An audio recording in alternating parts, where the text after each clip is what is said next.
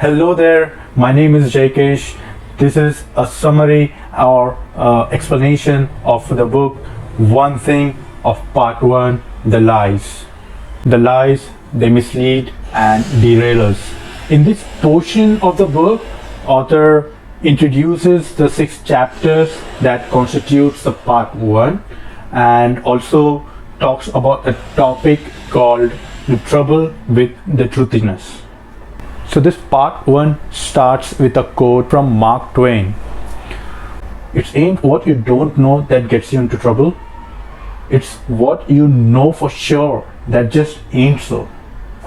So this book dives into a topic of trouble with the truthiness, which starts with a story from 2003 when online dictionary website Merriam-Webster analyzes its online searches and then comes up with this idea to publish or to rank a word of the year.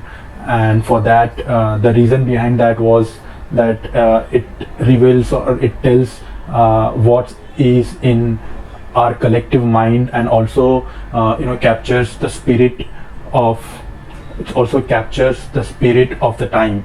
So then they continuously kept on doing this until in 2006, and then in 2006 it brought in a twist by allowing the visitors to vote for the word for the year, and here in that year the word called truthiness, which was a clear winner by multifolds. And according to the book, the truthiness is defined as something, a false statement, expressions which sounds very truthy enough to just for us to accept it as a true. So basically here it tries to say that any false the story or any idea which are being repeatedly ranted on the talk shows or in the medias, news channels, or in blogs or social media, even though they are false or incorrect, but it's frequently presented to us so many times repeatedly that we start believing that statement or an idea is true. For that reason, the author says that it becomes very difficult to buy into the concept of one thing, or focusing or giving attention to one thing when we have bought into the different and many different other ideas that muddle our thinking and misguide us and push us to wrong direction. As author tells us that the solution to this problem is actually hidden in a plain sight, but unfortunately these have been obscured with unbelievable amount of bunk and an astounding amount of common sense that are thrown out on us is basically turns out to be a nonsense. And then author tries to give a few more example of how we start believing this lie and how these lies are being told to us again and again so that we start believing it as a truth. So some of the examples that author gives is like about the explorer when he arrived in America with the ship, and then he burned the ship to motivate his soldiers, which is a lie.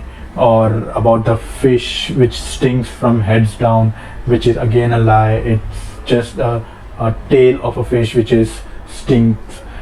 And a couple of more example of frog and others. So it basically tries to give us an idea about all these myths and stories that are being continuously bombarded to us, as then frequently and repeatedly that we start believing it as a truth. But again, the problem arises when we start basing our important decisions for our success on these beliefs. Then author finally talks about the challenges that we face to form a success strategy, just similar to all the different lies and the stories that we are told. There also is a similar success lies. So then author lists this 6 success lies that we are being told, which keeps us away from real success. So this 6 lies becomes an individual chapter of the part 1. So what are the 6 lies between you and a success? So the first lie is I just have too much that has to be done, which is chapter 1. Everything matters equally. And the second lie is I'll get more done by doing things at the same time, which is a second chapter, multitasking. And the third lie is I need to be a more disciplined person, which is a third chapter, a disciplined life. And the fourth lie that we tell ourselves is I should be able to do what I want whenever I want, which is a fourth chapter. Our willpower is always on a will call. The fifth lie is I need more balance in my life, which is a fifth chapter, a balanced life. And the sixth and the final lie that we tell is maybe I shouldn't be dreaming so big, and the chapter's name is A Big is Bad.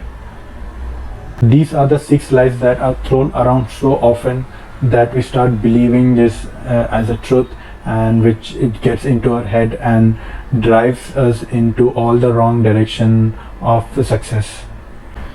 So these are the 6 lies that we are going to read about in the following chapters of the part 1. And finally, so we'll individually go through with all these 6 lies in each individual chapters, as author says that if we have to maximize our success potential, we have to make sure that we put these lies to bed.